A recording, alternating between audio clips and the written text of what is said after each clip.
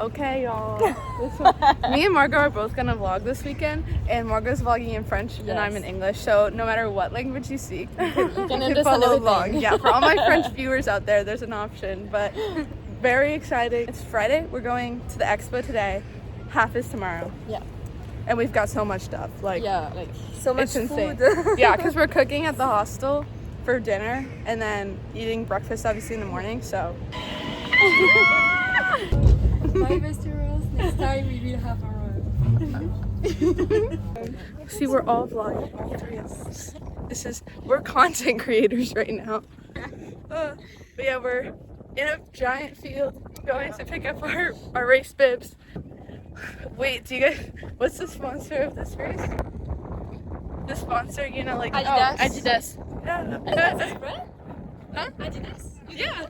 No, I do, but It's the D sound. Oh, okay. yeah, Adidas. no, people from like Britain that'll come over to the US and they'll be like Adidas, and we're like Adidas.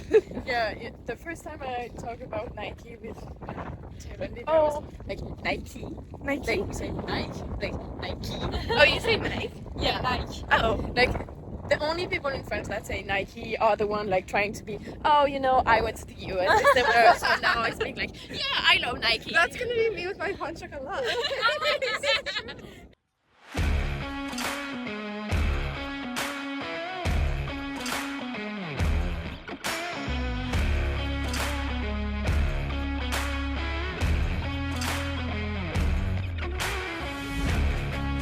Mais franchement, yummy. Having pasta and rice, dinner champions. Yeah. This hostel is very strange, No, this is strange. but it's okay. Okay, good morning. Yes, we're all vlogging. Oh no, our friends are here. We don't know where. Yeah, we need to find them. They said the Greasy Spoon or something, but I think we're gonna go to Espresso House to get our fuel. We have like an hour until we have to start heading over to the race area. I don't know. Yeah, bathroom before. Yes, me Can too. you take a picture of that just in case? For the vlog, the crew's here. Okay, we get in hive. Almost time. Almost time. Everyone's super warm. Yes. We are ready.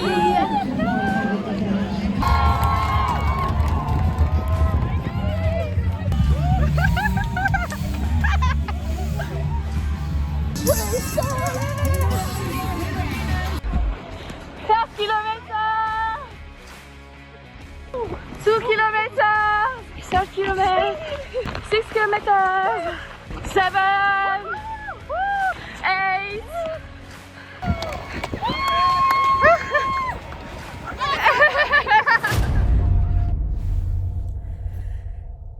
Well, that did not go exactly how I was expecting it to.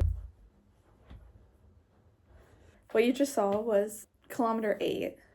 Me and Margot running just fine, and then my calf is in a lot of pain, and so it was very, very sharp.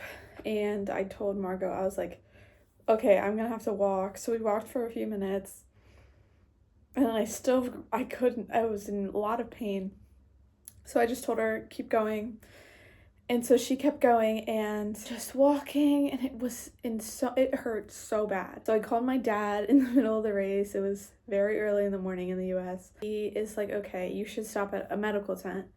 So I do, and they're like, we think you should get off the course. I had a lot of things going through my mind when they said that. I can't get off the course because I had all these friends coming and seeing it. It was mostly a point of pride. I've been telling all these people this whole time I've been here that I am a runner and I love running, and I just felt like a fraud. Felt like my life was together, and then I got to Sweden and everything is just so much harder.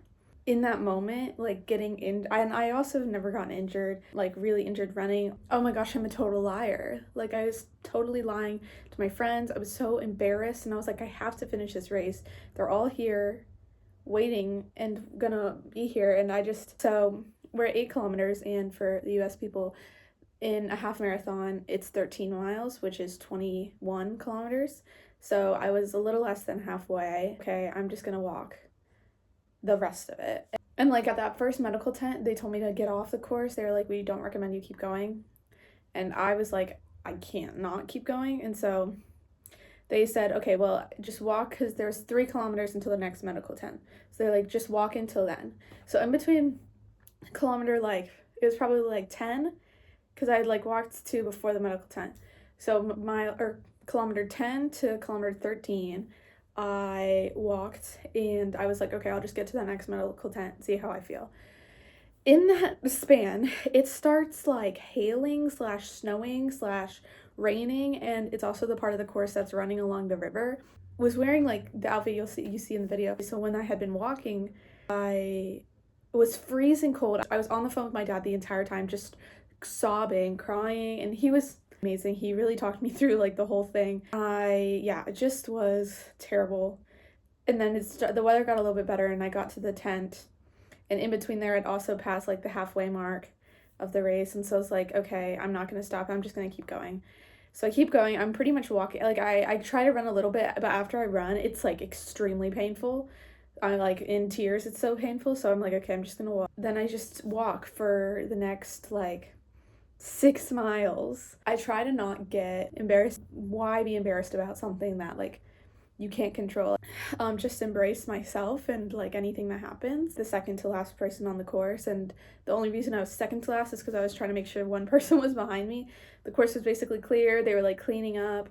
There was people cheering, and it made me so like, they were amazing, but it made me so sad because I just love those parts of the races where people are cheering you on, and that's like my motivation to run.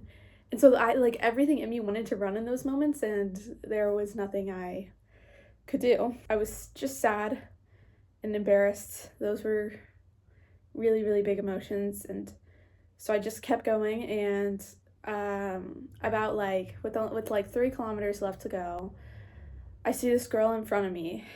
And so there's this girl who's kind of been running in front of me, and at this point my phone had died, and so I couldn't be on the phone with my dad anymore, and I felt really sad and scared and lonely. I told my friends to go because I was like, it's really cold out, and like I know they're gonna have to wait a really long time. By the time I get to the finish line, it's gonna have been a while. And I'm like, I said I was walking earlier. I'm power walking. Like I'm walking as fast as physically possible because I want to be done and I want to get it over with. But I also like I want to finish this race. Like I really wanted to finish. I see this girl. I go up to her and I start talking to her. I said something like, oh, that was rough. And she responded in English. But I was worried that she probably wouldn't speak English, or like she's probably Swedish, because the entire course, like everyone was cheering in Swedish and everyone was talking in Swedish. She was actually, crazy enough, from France. I ran and walked with her. It was really like giving me a lot of comfort. So she was absolutely fantastic. We just, we get to the finish line, and there comes Margot and Gail running towards me with their medals already on. And so they run the last little bit with me, which was super sweet, and all of my friends had stayed. So that was really nice. But at this point, like, I had run, like, walked the last 3 kilometers. My leg is in so much pain. Like, I get the medal, and I'm like, I'm in just so much pain. I'm also just, like, I feel so insecure. Like, I felt so, like, I was having body image issues. I felt just, like, I did not feel good. I was embarrassed. I felt like a failure, and a lot of self-blame. I got injured. It was my fault. I was like, oh, this is because I haven't been, like, training or eating as well, because I have been traveling, like, every single weekend, and it's just hard to establish a routine here. Because I feel like every 4 days I pack up and leave and go do something, and I'm walking all over Europe. So it's just different. Like, my life just looks different. And it's not fair for me to compare, like, my training for half marathons in the past to this one. This was, like, just a training run for me. Like, I'm training for the Copenhagen Marathon. And so I was so, like, embarrassed that I had been like, oh, yeah, because I had been running, like, a half marathon, like, every week. So I was like, how in the world did I get injured in a half marathon? In a race, it was really confusing, and I was convinced it was my fault.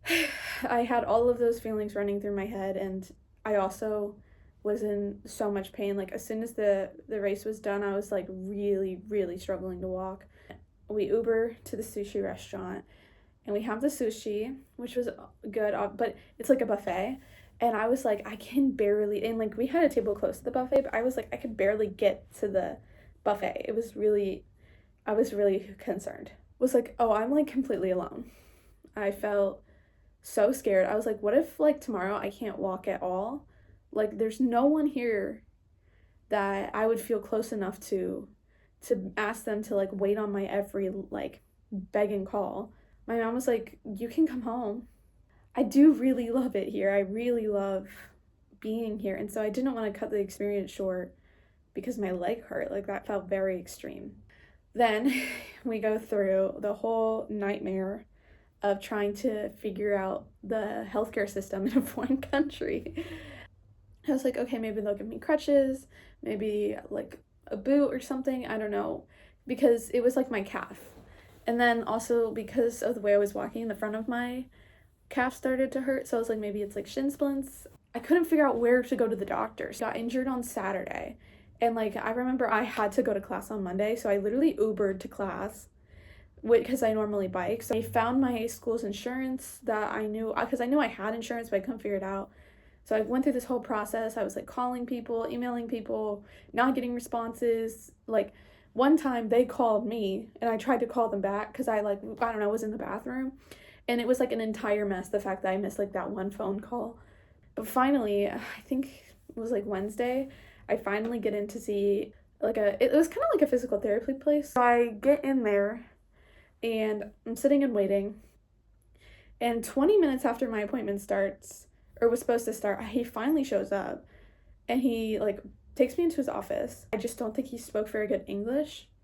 Like I had like longer pants on because it's like cold outside, and he was like, you're gonna have to take your pants off. And I was like, it's like the bottom of my leg, like I don't think I need to do that.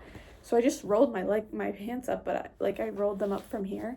That was that was the first thing he said to me, and I was like, oh, okay. Kept telling him, I told him my history like 3 times because he was really confused. He said ultrasound, so I knew that what it meant. So he did an ultrasound on my leg, and he said basically there's just micro tears in my leg and a lot of fluid. So he said it's like a strain. He's like, okay, let me see if I can give you some medication. Actually, I can't figure it out because I don't have a Swedish personal number. And he just stared at me, and I was like, what about like walking? Like I live on my own. And he was like, oh, I guess like just don't try to like not walk. Oh, not walk. That's really interesting. Let me see. Okay, not walk. I was sitting in this room for like 2 weeks and like just nothing. Like I just sat here. I figured out how to get food delivered. We got food delivered to the front door. I just sat here and it was awful. Yeah, I was basically like trapped in this room for like 2 weeks. I went to my group sometimes, but I'd have to Uber there.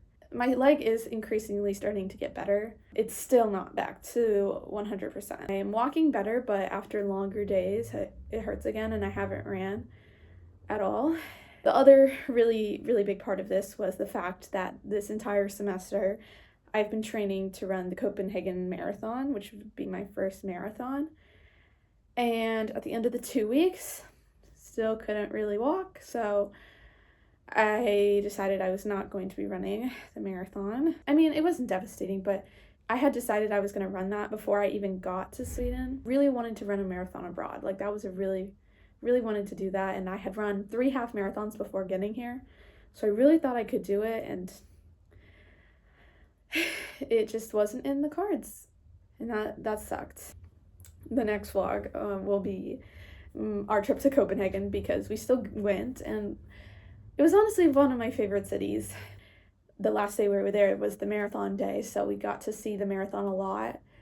And it was really emotional for me because obviously I wanted to be running it, but it was also just, it looked so incredibly fun, and I loved Copenhagen so much, so I think I'll definitely end up running it again, or not again, but signing up for it again one day, because it looked really, really cool. So that's kind of the story with my leg. My friends have been great. Vivi went and got me the medication that, like, more medication than I needed, and Taylor, Gail, Amelia, and Vivi, they all live in the same, like, student housing that I do, and so having them close by was just so, it was comforting to know that, like, if I did really need something, like, they were there, and they've been absolutely amazing. I couldn't be more thankful for them, and they've really made, like, study abroad experience what it has been. Study abroad is definitely highs and lows, and I think I've experienced all the in-between emotions. So yes, I hope you enjoyed. I'll see you next time. Well, No, what? No, wait. Whenever I was talking to my friend Mia and she was May, and I was like, oh, like, it'll be like probably in the 60s. My guess is like maybe the 50s. And she's like, wait, like I kind of hope it snows. And I'm like, girl, you just jinxed it. Hell no. Like, Hell no. please no. She jinxed it. It's snowing. I cannot believe it's snowing. Also, we need to shout out for the vlog. Shout out Claire for help, like being my crutch. Also, shout out Tucker, shout out Vivi, and shout out Taylor for being fantastic during the race. Shout out Gail, I'll be for helping at the end. Shout out Margot, I'll be. Can I walk? No, that's okay.